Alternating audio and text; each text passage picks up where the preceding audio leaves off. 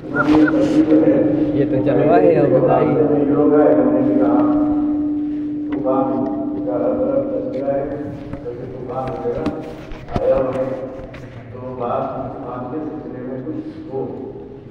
جہاں تک طوفان کا سوال آیا طوفان بھی بتایا سامنے آ رہے ہیں. طوفان بھی بہت بڑا تھا اور طوفان کے جو نتائج ہیں وہ بھی کم خطرناک نہیں.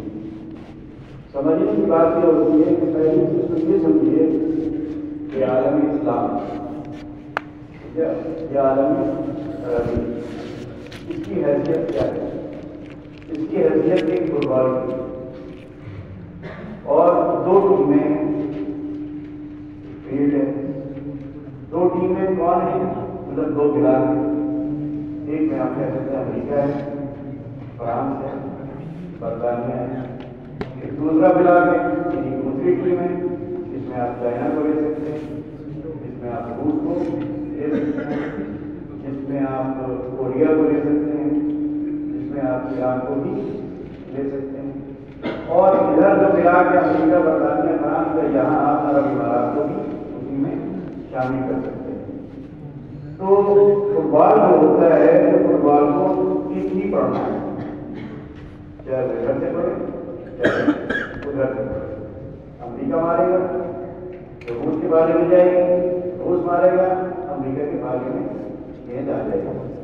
یہ سلسلہ خلافت عثمانیہ کے سقوط کے بعد سے مسلسل چل رہا ہے. پہلی جنگ عظیم کے بعد دنیا کا جو نقشہ بدلا تو اس وقت اسرائیل کا قیام آج 1948 میں نہیں ہوا. ابھی تو اسرائیل کا جو قیام ہے اس کا سن کیا ہے 1948. لیکن کچھ چیزیں صدیوں سے ہو رہی ہیں. وہ یہودی جو مختلف خطوں میں بکھرے ہوئے تھے ان کی ایک مانگ تھی کہ جس طرح عیسائیوں کا ملک ہے, مسلمانوں کا ملک ہے, بدھسٹوں کا ملک ہے, ملحدوں کا کمیونسٹوں کا ملک ہے, ویسے ہی ایک ہماری ریاست بھی ہونی چاہیے. اچھا اتنے وہ شرانگیز اور اتنا پرور تھے کہ جس ملک میں تھے وہ ملک ان سے پریشان تھا کہ کسی طرح کسی چھٹکارا پایا جائے ورنہ یہ مصیبت بنے رہیں گے. تو پہلے تو پلان یہ بنا کہ ان کو امریکہ میں ایک جگہ دے دی جائے, وہاں پر یہ اپنی ریاست قائم کریں. لیکن وہ خود اس پر تیار نہیں. کیوں؟ اس لیے کہ ان کی جو مذہبی وابستگی تھی وہ فلسطین سے تھی, ہیکل سلیمانی سے تھی. ٹھیک ہے, بنی اسرائیل وہاں برسوں وہاں آباد ہیں, کوئی شک نہیں. لیکن یہ کہنا کہ وہ اصل وہاں کے باشندے ہیں وہ غلط ہے, کیونکہ کنانی جو ہے وہ باشندے وہ عرب ہیں. تو اصل جو وہاں کے باشندے ہیں وہ کون ہیں؟ عرب, نہ کہ بنی اسرائیلی کے لیے مصری یا یہودی. لیکن بہرحال جیسے ہمارے دنیا میں ہوا ویسے ہی وہاں پر بھی صورتحال اسی طرح کی ہے کہ طاقت اس کے بعد ہے وہ جس زمین پر دعویٰ کر دے وہ اس پر قابل ہو جاتا ہے. تو یہاں پر معاملہ یہ تھا کہ وہ ان کو آباد کرنا تھا امریکہ میں, لیکن وہ تیار نہیں ہوئے. تو برطانیہ کے بارے میں آتا ہے کہ وہ سب سے شادی ہے, شادی شدہ, تیار, مکار, چالاک. نہ امریکہ اتنا تیار ہے چاہتی ہے نہ روس. برطانیہ سے زیادہ ذہین, سمجھدار دوسری کوئی قوم نہیں. اسی لیے پوری دنیا بٹی ہوئی تھی فرانس اور برطانیہ. خلافت عثمانیہ کے سقوط کے بعد دنیا کی تقسیم ہوئی وہ انہیں دونوں نے مل کر کی. یہ تمہارا یہ تمہارا, اس طرح جیسے کہ ایک ہم لوگ بقرعید میں جانور ذبح کرتے ہیں پھر اس کا گوشت بانٹتے ہیں, جیسے کہ تمہاری بائک تمہارے گلا تمہارا, گلے تمہاری مرغا تمہارا. ویسے ہی ان دونوں ملکوں نے برطانیہ اور فرانس نے عالم عربی کو یعنی عالم اسلام کو بالکل اسی طرح جیسے کہ ایک مرغا جانور ہوتا ہے ذبح کیا ہوا کہ وہ بول نہیں سکتا, حرکت نہیں کر سکتا, اپنی رائے کا اظہار نہیں کر سکتا, کچھ کہہ نہیں سکتا, روک نہیں سکتا, اسی طرح ذبیحہ کی طرح عالم اسلام کا، اور فراز کو برطانیہ نے تقسیم کیا. بڑا حصہ برطانیہ نے لیا اور ایک بڑا حصہ اس نے لیا. الجزائر مراکز کون لے گیا؟ فرانس لے گیا. ادھر کویت میں سعودی عرب ہے، فلسطین یہ کون لے گیا؟ یہ برطانیہ لے گیا. تو گویا یہ پورا خطہ کس کے زیر اثر تھا؟ برطانیہ. اب برطانیہ کی مشکلات کیا تھی؟ ایک تھا ان کے پاس ذہانت تھی اور حکومت کا بڑا تجربہ تھا، بڑے رہتے پر حکومت کا تجربہ بھی تھا. تو ساری چیزیں ان کو حاصل تھی، یعنی دماغ اور علم اور حکومت کا وسیع تجربہ. اب علم کی روشنی ہے وہ اس نتیجے پر پہنچے کہ آنے والے دنوں میں یہ پورا جو مرکز ہے عالم عربی کا، اس کے پاس وہ ذخیرے ہیں اور وہ معدنیات ہیں، وہ کانے ہیں کہ ان کے بغیر دنیا چل نہیں سکتی. مثال کے طور پر پیٹرول ایک ایسی طاقت ہے کہ جس کے پاس پیٹرول ہوگا وہ دنیا پر حکم اسی کا چلے گا. اسی لیے جب شاہ فیصل نے یہ اعلان کیا کہ ہم پیٹرول کے کنویں میں آگ لگا دیں گے، اس کا نتیجہ کیا نکلا؟ جان سے ہاتھ دھونا پڑا، کیونکہ کوئی بھی مغربی طاقت کی گوارا ہی نہیں کر سکتی، برداشت نہیں کر سکتی، کیونکہ ان کا تو سارا نظام پیٹرول پر چل رہا ہے. یار انہوں نے کہا کہ ہم دوبارہ ان کی زندگی میں واپس چلے جائیں گے. آپ ان کی زندگی میں واپس چلے جائیں گے، یورپ تھوڑی واپس جائے گا. تو عالم میں یہ اللہ کا کرنا ہے کہ جتنے بھی معادن ہیں یا ذخائر ہیں قدرتی اور طبعی، وہ صرف ان ملکوں میں ہیں جو ملک اسلامی کہے جاتے ہیں. اسی طرح افغانستان میں بھی بڑے ذخائر ہیں، بڑے معادن ہیں، ویسے ہی صومال اور سوڈان میں بھی ہے. اسی لیے ان علاقوں میں کبھی بھی یہ امن و امان قائم ہونے نہیں دیتے. وہاں کبھی کوئی ایسی حکومت قائم نہیں ہونے دیں گے کہ جو حکومت عوام کی رہنمائی کا کام کرے اور عوام کا تعاون حکومت کو حاصل ہو. ان تمام ملکوں میں آپ دیکھ لیجیے، یورپ میں آپ کبھی نہیں سنیں گے کہ فوجی انقلاب آ گیا، کبھی نہیں سنیں گے وقت سے پہلے کسی کی حکومت گرا دی گئی، کبھی نہیں سنیں گے وہاں پر خون خرابہ ہو رہا ہے. کسی بھی یورپ کے ملک میں، چھوٹے سے چھوٹے ملک میں آپ نہیں سنیں گے. اور اس کے مقابلے میں پاکستان میں کیا ہوتا ہے؟ آئے دن فوجی انقلاب ہوتا ہے، آئے دن حکومتیں گرائی جاتی ہیں اور بنائی جاتی ہیں، مسلسل ٹکراؤ رہتا ہے عوام اور حکومت میں. اسی طرح کا مزاج انہوں نے بنا دیا عرب ملکوں کا. عرب ملکوں کے سربراہوں سے انہوں نے غلام بنایا، ان سے وہ کام کراتے ہیں جو عوام کے مزاج کے، عوام کی مرضی کے، عوام کے مفاد سے خلاف ہو. اب کیا ہوتا ہے؟ نتیجے کے طور پر ٹکراؤ رہتا ہے.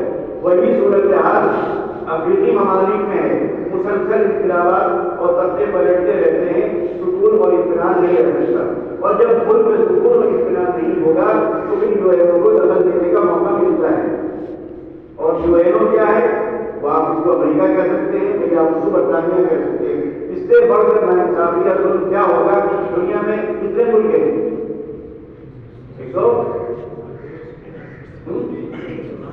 195 ملک ہیں اور صرف 5 ملک ہیں جن کو ویٹو پاور حاصل ہے. نظام کس کے ہاتھ میں ہے؟ 195 ملکوں کا. فرانس کے ہاتھ میں، روس کے ہاتھ میں، چائنا کے ہاتھ میں، برطانیہ کے ہاتھ میں. یہ جب چاہیں پالیسی بدل دیں گے، جب چاہیں بہنوں کا فیصلہ بدل دیں گے. 195 ملک. ایک بات کیا ہے، ابھی بھی جو اقوام متحدہ میں کانفرنس ہوئی، 120 ملکوں نے فلسطین کی حمایت میں ووٹ دیا، لیکن کیا ہو گیا؟ ان کے ووٹ کی ویلو ہے. آپ ووٹ دیتے رہیے، زبان سے کہتے رہیے، حمایت کا اعلان کرتے رہیے. جس کے پاس طاقت ہے وہ اپنی منمانی کرتا رہے گا، اپنے طریقے سے کام کرتا رہے گا. تو برطانیہ نے اس کو پیدا کیا، اس کو جب امریکہ کے بارے میں یہ ہوا کہ وہاں پر ان کو آزاد کرایا جائے، لیکن ان کا اقرار کیا تھا کہ ہم کو یہ جگہ مل جائے. تو اب برطانیہ کے دماغ میں کام کرنا شروع ہو گیا. اس نے یہ سوچا کہ یہ عالم اسلامی جو ہے، یہ عالم عربی جو ہے، اگر ہم اس کے بیچ میں ایک ایسی حکومت قائم کر دیں جو مذہبی بنیاد پر کبھی اسے جوڑ نہ کھائے تو یہ ہمارے مفاد میں ہمیشہ ہمیشہ رہے گا. کیوں؟ اس لیے کہ یہ پورا خطہ ایک ہو سکتا ہے، آج نہیں کل ہو سکتا ہے. پاکستان تو ورزش میں مرسی آ گئے، بعد میں خیر اوپر پکڑنا قائم کیا، جیلی میں ان کو کروا دیا، لیکن اس کا خطرہ تو ہے کہ کوئی عوامی انقلاب آئے اور کوئی اسلام پسند شخصیت ملک کی باتوں سنبھال لے۔ سعودی عرب میں بھی ہو سکتا ہے، کویت میں بھی ہو سکتا ہے، قطر میں بھی ہو سکتا ہے، بحرین میں بھی ہو سکتا ہے، الجزائر، مراکش، تونس میں بھی ہو سکتا ہے، امارات میں بھی ہو سکتا ہے۔ تو اگر اس طرح کی حکومتیں ان علاقوں میں بننے لگی تو پھر تو ہم نہ پیٹرول لے پائیں گے اور نہ دوسرے جو فوائد ہم کو یہاں سے حاصل ہو رہے ہیں وہ ہمیں حاصل ہو پائیں گے۔ تو ان کا پہلا مقصد یہ ہے کہ ان ملکوں میں کوئی اسلام پسند حکومت قائم نہ ہونے پائے، جو حکومت ہے وہ ہماری فٹو رہے۔ ہم اگر کہیں کہ کوئی لیڈر ابھی چاہیے تو ابھی ہم کو نکال کر دے دے، تیل کے کنوؤں پر ہم ہی قابض رہیں، ہم ہی پیٹرول نکالیں، ہم ہی پیٹرول کو صاف کریں، ہم ان کے یہاں کارخانے نہ لگنے دیں، ہم ان کے یہاں کھیتی نہ ہونے دیں، ہم ان کے یہاں صنعت کو فروغ نہ دیں تاکہ یہ ہمارے محتاج رہیں۔ یہ بائیکاٹ کرنے کا ٹیکسی بولا گا تو جب بائیکاٹ کرتے رہے اس کا کوئی اثر ان پر نہیں پڑتا، سمجھے آپ؟ تو برطانیہ کی یہ تیاری تھی کہ اس نے جو ہے یہودیوں کو وہاں پر آباد کرنے کا فیصلہ کیا۔ اس سے پہلے آپ کو معلوم ہوگا کہ سلطان عبدالحمید کے پاس وقت گیا تھا یہودیوں کا کہ ہمیں فلسطین میں تھوڑی سی زمین دے دی جائے، تو انہوں نے کیا کہا تھا کہ میرے جیتے جی یہ ممکن نہیں ہے، اور دھکار کر اپنے محل سے نکال دیا تھا۔ وہ جو آگ لگی تھی اس وقت یہودیوں کے دل میں دھکارے جانے کی، کیونکہ یہ معاہدہ وہاں پر یہودیوں کے آباد نہ ہونے کا کب سے چلا رہا ہے؟ حضرت عمر رضی اللہ تعالیٰ عنہ کے زمانے سے کہ آ سکتے ہیں لیکن وہاں بس نہیں سکتے، کیونکہ مسلسل انہوں نے دھوکے کھائے تھے۔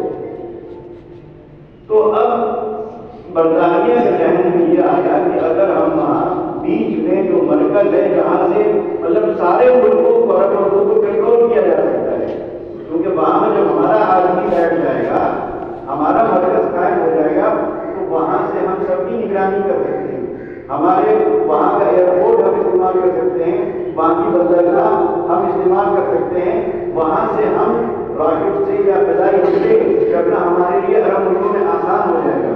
تو انہوں نے وہاں پر وہ کسی کو بھی آباد کر سکتے تھے، عیسائیوں کو بھی آباد کر سکتے تھے، لیکن وہ جانتے تھے کہ عیسائی اور مسلمانوں میں دوستی ہو سکتی ہے، یہودیوں میں اور مسلمانوں میں دوستی نہیں ہو سکتی، اور وہ یہ بھی جانتے ہیں کہ اسی طرح شیعہ اور سنی میں دوستی نہیں ہو سکتی ہے۔ تو ان کو ایران کو بھی باقی رکھنا ہے، ایران کو بھی طاقت پہنچاتے رہنا ہے، اور اس کے ساتھ ساتھ ان کو اسرائیل کو وہاں پر باقی رکھنا ہے۔ یہ دو ایسے ان کے پاس ہتھیار ہیں کہ ان دو ہتھیاروں کو دکھا کر وہ جب چاہتے ہیں کسی قدر مروڑنے لگتے ہیں، کبھی اسرائیل کا ڈر دکھا کر اور کبھی ایران کا ڈر دکھا کر۔ تو بہرحال انہوں نے وہاں پر اسرائیل کو آباد کیا۔ آبادی کس طرح ہوئی؟ جو کشمیر میں ہمارا ہندوستان چاہ رہا ہے، ہمارا ملک کرنا چاہ رہا ہے، 370 کو ختم کرنے کے بعد کہ وہاں پر آبادی منتقل کی جائے۔ اب یہاں پر دیکھیے ایک قانون وہاں پر یہ بھی ہے کہ جو لوگ ہجرت کر جائیں گے، سمجھ رہے آپ، دوبارہ واپس نہیں آ سکتے۔ اب دیکھیے سازشیں کیسی کیسی ہوتی ہیں۔ جب جتنی جنگیں ہوئی، جس میں مصر لڑا، شام لڑا، اردن لڑا، لبنان لڑا، ہر جنگ میں اسرائیل کو فائدہ ہوا، یہ بھی ذہن میں رکھیے۔ سینا کا علاقہ اسرائیل کو کیسے ملا؟ جنگ کے نتیجے میں۔ گولان کی پہاڑیاں اسرائیل کو کس کے نتیجے میں ملی؟ جنگ کے نتیجے میں۔ کیوں؟ اسرائیل کو یہ یقین ہے کہ جب ہم ہارنے لگیں گے برطانیہ اور امریکہ کود پڑے گا، جیسے اس وقت بھی ہوا کہ امریکہ کا بیڑا وہاں گیا۔ کیوں گیا؟ بھائی اسرائیل جب اتنا آپ کہتے ہیں طاقتور ہے تو آخر آپ کو بیڑا بھیجنے کی ضرورت کیا پڑی؟ اس سے معلوم ہوا کہ اسرائیل میں کم نہیں ہے، اس کا سارا اس کی حفاظت کی ذمہ داری امریکہ اور برطانیہ انجام دے رہے ہیں، اور وہ اسرائیل کی محبت میں نہیں کر رہے ہیں، وہ اپنے مفاد میں کر رہے ہیں، کیونکہ ان کو اسرائیل سے وہ کام لینا ہے جو کام دوسرا کوئی ان کے لیے نہیں کر سکتا ہے. تو خیر اس طرح وہاں زمینیں خریدی گئی. سب سے پہلے ایک بہت بڑی زمین کی باغ تھا، وہ ایک لبنانی عیسائی تھا، اس سے خریدی گئی. اور اس کے بعد پھر سلسلہ شروع ہوا. 2 روپے کی جگہ 4 روپے، 4 روپے کی جگہ 8 روپے، منہ مانگے دام میں یہودیوں نے زمینیں خریدنا شروع کی. خیر اب زمینیں خریدتے گئے. اس وقت جب یہ سلسلہ شروع ہوا ہے تو پورے فلسطین میں سے 3000 یہودی تھے، صرف 3000، اور اس کے مقابلے میں 15 لاکھ عرب تھے.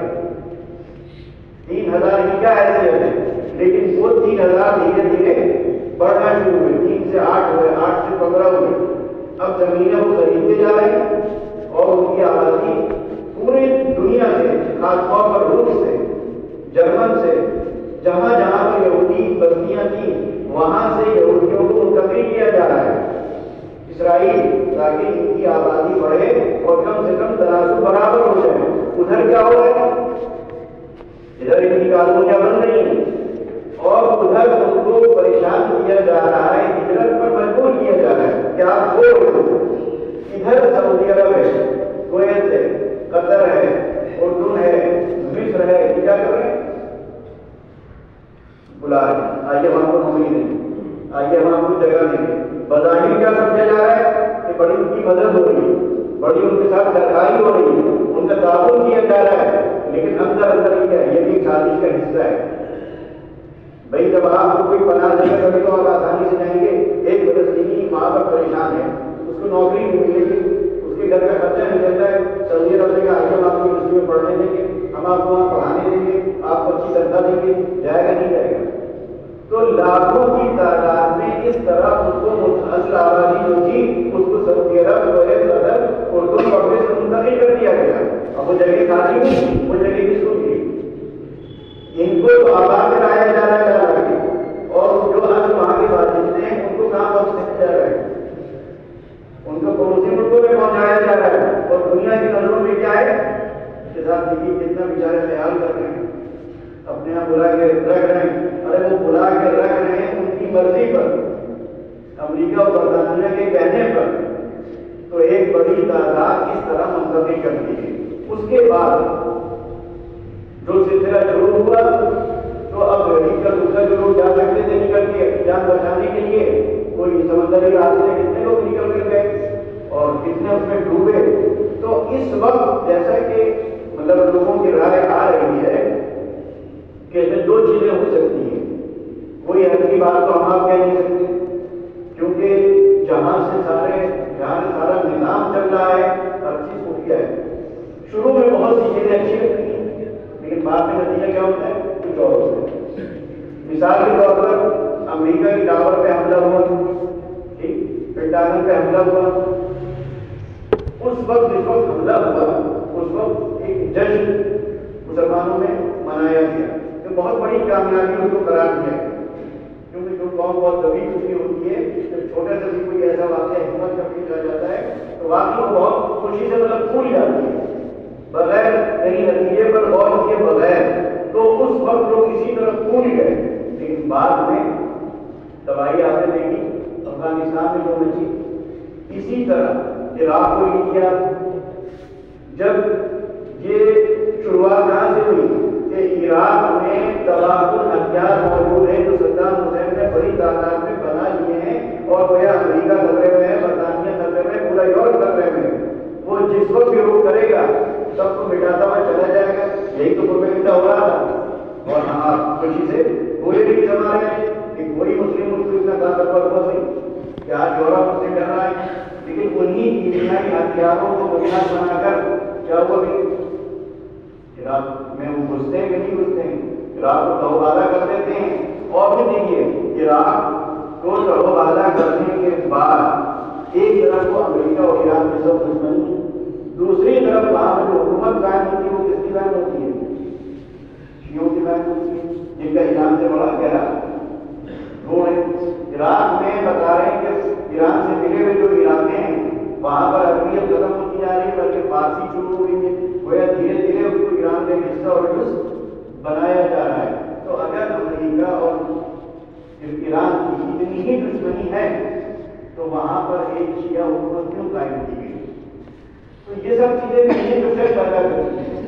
تو بہرحال وہاں پر جب یہودی آبادی بڑھتی گئی اور یہ دونوں امریکہ اور برطانیہ ان کا خاص طور پر ساتھ دیتے گئے اور جو وہاں کے رسم پابندے تھے ان کو باہر کا راستہ دکھایا جانے لگا.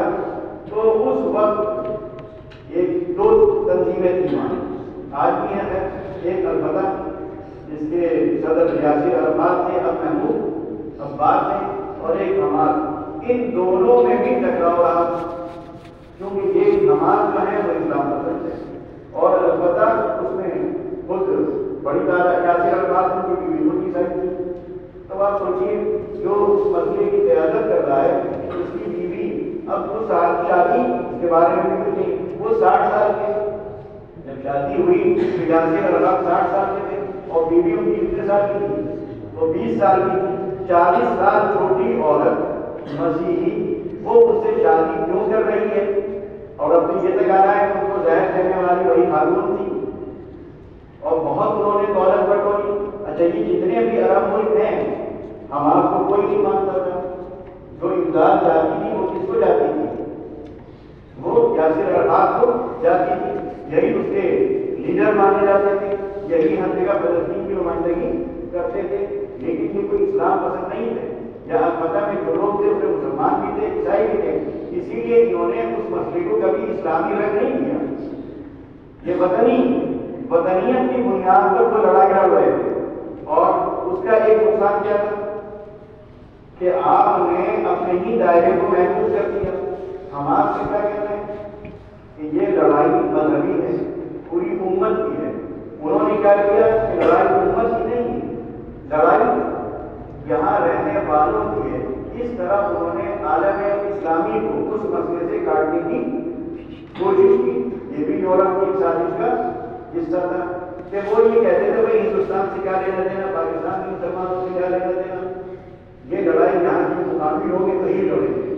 ان کا کہنا کیا ہے کہ مسئلہ بیت المقدس کا ہے اور بیت المقدس جو ہے اس پر حق ہر مسلمان کا ہے.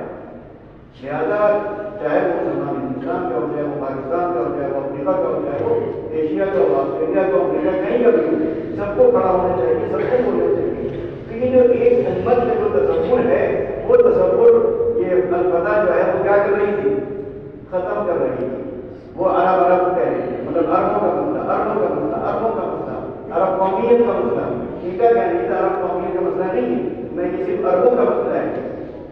یہ مسلمانوں کا مسئلہ ہے، چاہے وہ عرب کے رہنے والا ہوں یا ہندوستان کے رہنے والا ہوں یا یورپ کے رہنے والے ہوں یا افریقہ کے رہنے والے ہوں. تاکہ جب سب مل کر ایک آواز اٹھائیں گے تو اس آواز میں جو طاقت ہوگی وہ صرف عربوں کی آواز میں وہ طاقت نہیں ہو سکتی. لیکن مغرب کی ہمیشہ یہ سازش رہی ہے کہ وہ امت کو بانٹے. اسی لیے قومیت عربیہ کا نعرہ مختلف زمانوں میں لگتا رہا ہے. مصر نے بھی لگایا، قذافی نے لگایا، اور صدام حسین نے بھی وہی نعرہ لگایا. اس کے خلاف مطلب قیادت نے بہت اس کی مہم چلائی اور جو بڑا حصہ لیا کہ امت ہے، نہ کہ عرب اور عجم میں اس کو تقسیم نہیں کیا جا سکتا ہے. تو بہرحال وہاں پر یہ سلسلہ شروع ہوا کہ لا کر آباد کرایا جاتا رہا. اب اس کے بعد جو کم وہاں پر کیا جا رہا ہے اس کا عوام تصور بھی نہیں کر سکتے. یعنی مسجد اقصی جو ہے اس میں جانے کی اجازت نہیں ہے. جب 2 گھنٹے کے لیے وہ کھولی جاتی ہے کہ جس میں وہ مسلمان جا سکتے ہیں، باقی طور پر پابندی ہے. عورتوں کے ساتھ جو ہو رہا ہے، بچوں کے ساتھ جو ہو رہا ہے، بوڑھوں کے ساتھ جو ہو رہا ہے. تو آپ سوچیے ایک قوم آج سے نہیں سالوں سے بیچاری مظلوم ہے اور پوری دنیا تماشا دیکھ رہی ہے. خود ان کے جو بھائی لوگ ہیں عرب وہ بھی کیا کر رہے ہیں؟ تماشا دیکھ رہے ہیں، بلکہ دشمنوں کا ساتھ دے رہے ہیں. اچھا ادھر سب سے پہلا جو معاہدہ ہوا تھا وہ مصر نے کیا، تسلیم کے اسرائیل کو دھیرے دھیرے سب تسلیم کرتے گئے. تو اب اسرائیل سے تعلقات تقریباً پوری دنیا سے ہیں. چند ملک ہیں جن سے تعلقات نہیں ہیں، اندرونی طور پر ان سے بھی ہیں. وہاں کا مال آ رہا ہے، وہاں بک رہا ہے. بہت دوسرے ملکوں کی جہاں تک ہوتا ہے کہ اسرائیل کا مال ترکی میں جاتا ہے، ترکی کی مہر لگتی ہے اور پھر وہ مال عالم عربی میں آتا ہے. تو اتنے لوگ ترکی سے بھی روابط تھے کہ اسرائیل کا مال بن کر کہاں جا رہا ہے؟ डायरेक्ट नहीं आ सकता, क्योंकि इसराइल का माल सऊदी अरब में नहीं बिकेगा, तो वो तुर्की जाता है, तुर्की में तुर्की की मौत देती है, उसके बाद वो आ जाता है। तो ये अंदर अंदर प्रभावित होते हैं और बताए अकामी जो कवानीन और जवाबित हैं उनकी भी उनको पाबंदियाँ करना है। और कोई भी मुल्क हमारा खुद कभी नहीं है जो वो अपने पाँव पर खड़ा हो सके। अपने पाँव पर खड़ा होने के लिए उसको बैसाखी की जरूरत है, और वो बैसाखी को कहाँ से मिलती है? यूरोप से मिलती है, अमेरिका से मिलती है, खुद इसराइल से मिलती है। तो बहुत आसानी से ये कहा जाता है कि अरब ये कर लें या अरब वो कर लें, वो इस लायक ही नहीं है कि वो कुछ कर सकें। वो एक ज्वाला नहीं खा सकते अगर यूरोप उनके साथ नहीं है, समझा? वो पानी नहीं पी सकते अगर यूरोप से पानी उनको न मिले, यानी पानी साफ करने वाले वहाँ के इंजीनियर अगर आकर यहाँ पानी साफ न करें तो इनको साफ पानी नहीं मिलेगा। तो इतनी वो मोहताजी है। तो अब यहाँ पर जब बढ़ता गया, जुल्म से जब बढ़ता गया और इधर मुसलसल आपने सुना होगा लफ्ज़ तस्वीर इस्तेमाल हो रहा है, वो यानी ताल्लुकात खुशगवार हो। अब यहाँ पर गौर करने की बात यह है कि अब यहाँ दो चीज़ें हो सकती हैं। एक चीज़ तो ये हो सकती है कि इसराइल और अरब के ताल्लुकात, इधर देखिए आप रूस बहुत आगे जा रहा है, मतलब अरब मुल्कों से, जैसे मोहम्मद बिन सलमान उन्होंने रूस का दौरा किया, रूस का सदर वहाँ गया, बड़े बड़े मुआहदे हुए, चाइना के भी वो करीब जा रहे हैं। तो ये दो बिरादरों की भी लड़ाई है, अमेरिका बरतानिया और फ्रांस, इधर रूस चाइना। और अब इधर जो सूरत हाल चल रही थी कि इसराइल के ताल्लुकात सऊदी अरब से कानूनी तौर पर होने वाले थे, कुवैत से होने वाले थे, यानी बाकायदा इसका दूसरे मुल्कों से इसराइल के जहाज वहाँ आ सकते हैं, यहाँ के जहाज वहाँ जा सकते हैं, कारोबार हो सकता है, लेनदेन हो सकता है, तिजारत हो सकती है, आमदोरफ्त हो सकती है, सियाहत हो सकती है, सब कुछ चल रहा है। तो अगर इसराइल और इन अरब मुल्कों के ताल्लुकात इस तरह हो जाएंगे तो ये पूरा खित्ता इसराइल के साथ साथ इधर चला जाएगा, अमेरिका इधर जो थोड़ा सा रूस अंदर घुस रहा है या चाइना अंदर घुस रहा है, लेकिन डॉलर तो सब इन्हीं के पास है। उस डॉलर को हासिल करने के लिए या उस डॉलर पर कंट्रोल करने के लिए ये सारी ताकतें लगी हुई हैं। तो रूस और चाइना घुस रहा था, करीब आ रहा था, और इस इसराइल के जरिए अमेरिका क्या कर रहा था, चाह रहा था कि ताल्लुकात हो जाए, क्योंकि इसराइल बीच में एक रोड़ा है, जब ताल्लुकात अच्छे हो जाएंगे तो ये पूरा खित्ता हमारे से चला आएगा। तो उस तस्वीर को भी नुकसान पहुंचाने के लिए ये काम हो सकता है। मतलब यकीनी तौर पर कोई बात नहीं, मतलब इसके पीछे रूस भी हो सकता है, इसके पीछे चाइना भी हो सकता है, समझा, इसके पीछे ईरान भी हो सकता है। ये जो राकेट 5000 राकेट की तैयारी हुई एक दो दिन में नहीं हुई, ये तैयारी काफी पहले से चल रही हुई। उसके लिए बड़े वसाइल तैयार किए गए होंगे, उसके लिए पैसे की भी जरूरत पड़ी होगी, उसके लिए साइंसदानों की भी जरूरत पड़ी होगी, वो उनको कहीं ना कहीं बाहर से मिली होगी, तभी उन्होंने ये काम किया। तो अब ये जो इस सूरत हाल पैदा हो गई, तो ये जो ताल्लुकात खुशगवार करने की बात चल रही थी वो बात कहाँ चली गई, वो हवा मंसूरा हो गई। कोई अलग हुकूमत इस मौके पर ये जरूरत नहीं कर सकती कि ताल्लुकात की बात करें। तो आलमी सूरत हाल इस तरह की हो गई कि जो दोस्ती की तरफ हाथ बढ़ रहा था वो हाथ से कहाँ गया, पीछे आ गया। अब हालात साजगार होते होते बरसों लग जाएंगे। तो मतलब 20-25 साल के लिए तो एक कामयाबी मिली इसको, अमेरिका मुखालिफ ताकत हो, एक ये हो सकता है। दूसरे ये भी हो सकता है जिसका खतरा अब नजर आ रहा है, जैसे मैंने कहा कि हर लड़ाई में फायदा किसको हुआ, इजराइल को हुआ। तो इस मौके पर गजा में जो बमबारी हो रही है उसका तसव्वुर भी हम नहीं कर सकते। वो बमबारी बिल्कुल तबाह कर देगी। अभी उनकी बर्री फौज, जमीनी फौज नहीं अंदर जा रही है, क्यों? इसलिए ये जान देने के लिए कोई तैयार नहीं, तो ये लड़ते नहीं, ये सिर्फ बमबारी करके तबाह करते जाते हैं। कोई बमबारी में मारते नहीं कर रही, आप कहाँ रहेंगे, समझा, आदमी मर रहे हैं, जगह खाली हो रही है। उसके बाद फिर खतरा इस बात का है कि उर्दू, मिस्र और शाम पर दबाव डाला जाएगा कि आप इसमें थोड़ा आगे बढ़ें और वहाँ से लोगों को मुंतकिल करें, कहाँ, मिस्र में, उर्दू में, शाम में, जहाँ जहाँ की सरहद लिखी होगी वहाँ के इलाकों के लोगों को उन इलाकों, उन मुल्कों में वापस ان کی ہجرت کروا دی جائے گی۔ اس طرح غزہ کو خالی کرا لیا جائے گا۔ اس کا پورا خطرہ ہے کہ اس کے نتیجے میں ایک بڑی تعداد میں ہجرت کروائی جائے گی، ایک بڑی تعداد اردو پہنچا دی جائے گی، ایک بڑی تعداد مصر پہنچا دی جائے گی اور ایک بڑی تعداد شام پہنچا دی جائے گی۔ اب وہ یہاں پہ جو خالی ہوگا، مطلب 10-20 لاکھ آدمی آپ کے خالی کر دیے تو 10-20 لاکھ وہاں پر اور یہودیوں نے بٹھا دیے، نئی کالونیاں بن گئی۔ اچھا، اس کا ایک نقصان کیا ہوگا؟ جب یہ لوگ ہجرت کر کے وہاں جائیں گے تو وہاں کے لیے بھی کیا بنیں گے؟ ایک مسئلہ بنے گا۔ ان کو نوکری چاہیے، ان کو گھر چاہیے۔ آپ نے بلا لیا، کوئی بھی کرایہ اپنا مکان دے دیتا ہے تو کرایہ دار مسئلہ بنتا ہے کہ نہیں؟ تو جس طرح شام سے جو لوگ ہجرت کر کے ترکی گئے ہیں، ترکی نے جن کو بلا لیا ہے، وہاں شام کو بھی تو یہی ہوا۔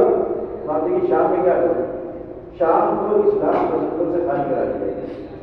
اتنی بمباری ہوئی ہے اور اتنی ہجرت کرائی گئی اور زیادہ تر ترکی نے لیا، تو وہاں پر اب اسلام پسند نہیں ہے۔ وہاں سب کروڑی بچے کے ہیں، شیعہ بچے کے ہیں، یا ملحد ہیں، یا مقتدی جو بھی ہیں، اسلام پسندوں سے شام کو خالی کرا دیا گیا، تو وہاں اسلام کے لیے آواز اٹھانے والا کوئی نہیں۔ تو اسی طرح جب ان کو خالی کرا دیا جائے گا اور ان علاقوں میں بھیجا جائے گا تو پھر یہاں مسائل بڑے ہوں گے، ان کی نوکری کو لے کر، ان کی شادیوں کو لے کر، ان کے مکانات کو لے کر، پھر تہذیبوں کا ٹکراؤ ہوتا ہے، ثقافت اور کلچر کا ٹکراؤ ہوتا ہے، رہن سہن کا ٹکراؤ ہوتا ہے۔ تو یہ جو آبادی منتقل ہوگی، ان ملکوں میں بھی ایک مسئلہ بنے گی، مسئلہ کھڑا کرے گی، ان کے اندر اب بے چینی پیدا ہوگی۔ جیسے پاکستان میں، افغانستان میں مجھے مہاجرین کو پاکستان سے رکھا گیا، پاکستان کی کمر ٹوٹ گئی اقتصادی طور پر، لاکھوں لوگوں کو اپنے یہاں رکھنا، اپنے یہاں کھلانا، پھر ان کے مزاج کو جھیلنا، اور پھر جو ان کی ثقافت اور ان کی تہذیب، ان کا کلچر ہے، اس کے مطابق ان کو سہولتیں فراہم کرنا، یہ کسی ملک کے لیے آسان نہیں ہوگا۔ تو آج پاکستان اس بدحالی میں جو ہے کہ اقتصادی طور پر اس کا سکہ گرتا جا رہا ہے، اس میں بڑی وجہ افغان مہاجرین کو اپنے یہاں پناہ دینا بھی ہے۔ تو جب کسی بھی ملک میں مہاجرین کی تعداد بڑھتی ہے تو وہ ملک اقتصادی طور پر کمزور ہوتا ہے، اور جب اقتصادی طور پر کمزور ہوگا تو پھر وہ قرض لینے پر مجبور ہوگا، جب قرض لے گا تو غلط جو قرض دے گا اس کے جواب میں اس کو آنا ہے۔ تو اس کے کئی فائدے عورت اٹھا سکتا ہے، مطلب ہجرت بڑی تعداد میں، پھر آس پاس کے علاقے جہاں پر ہجرت کریں گے وہاں پر امنی اور وہاں پر انتشار پیدا کرنا، یا یہ بھی ہو سکتا ہے کہ تدبیر کو روکنے کے لیے دوسرا جو بلاک ہے اس نے یہ کیا ہو۔ اچھا، تدبیر میں نقصان سب سے بڑا کس کا ہونا ہے؟ اس میں سعودی عرب سب سے آگے جا رہا ہے، سب سے بڑا نقصان اس کا ہوگا۔ تعلقات جب اسرائیل کو کہیں ٹکنا نہیں ہے، اسرائیل کو تو آگے بڑھنا ہے، ان کا جو تصور ہے جتنے بڑے رقبے کا، وہ تو جب تک سعودی عرب اور عرب میں شامل ہوں گے وہ ان کا خواب کبھی پورا نہیں ہو سکتا۔ تو یہ آپ کو بتائیے کہ خیبر کس کا تھا؟ آج بھی جو ریکارڈ اگر پچھلا اٹھایا جائے گا یا نکالا جائے گا تو وہاں کے باغات کس کے ہیں، وہاں کی زمینیں کس کی ہیں؟ سب بڑے بڑے قلعے ہیں کہ آج بھی وہاں موجود ہے، اور ویسے بھی اسرائیلی آواز اٹھاتا رہتا ہے کہ صاحب ہماری جو جائیداد وہاں پر ہے، ہمارے جو باغات ہیں، ہمارے جو محلات ہیں وہ ہمیں دیے جائیں۔ تو تعلقات جب تعلقات نہیں ہیں تو لڑائیے، ہم نہیں آپ کو آنے دے رہے، لیکن جب تعلقات ہوں گے تو وہاں پر اسرائیلیوں کی آمد ہوگی، جب ان کی آمد و رفت پڑے گی تو اس کے بعد اگلا مرحلہ لڑائی میں زیادہ خطرناک ثابت ہوگا کہ وہ ان کا مطالبہ کیا ہوگا کہ خیبر کے علاقہ ہمیں دیے جائے، اور دنیا ان کے ساتھ ہے، وہ بین الاقوامی عدالت میں اپنا مقدمہ دائر کریں گے کہ ہماری زمینیں ہیں، پرانے کاغذات نکالے جائیں تو ہمارے باپ دادا کے نام سے ہیں، وہاں کے باغات ہمارے ہیں، وہاں کی جائیدادیں ہماری ہیں، وہاں کے بڑے بڑے محل ہمارے ہیں، وہاں ہم صدیوں رہے ہیں، ہم وہاں کے اصل مقامی باشندے ہیں، تو ہماری زمینیں ہمیں لوٹائی جائیں، اور دنیا تو بیٹھی ہی ہے کہ ان کو وہاں تک پہنچائے، وہ تو ان کو مکے اور مدینے تک پہنچانا چاہیے۔ تو اس طرح کی صورتحال ہے، کوئی بھی مطلب حتمی رائے نہیں دی جا سکتی کہ یہ کس کے حق میں جائے گی۔ بہرحال آدمی جوش میں، جذبات میں، مایوسی میں اور غصے میں ایک قدم اٹھاتا ہے، باہر سے اس کا فیصلہ نہیں کر سکتے۔ مطلب بہت سے لوگ جیسے کہیں کہ ہمارے سے غلط کیا، نہیں کرنا چاہیے تھا، اس کا نقصان ہوگا، کبیرہ نقصان ہو بھی رہا ہے اور ہونے کا امکان بھی پایا جاتا ہے، لیکن ہمیں ان کی مجبوریاں بھی دیکھنی چاہیے، وہ ویسے بھی مارے جا رہے ہیں۔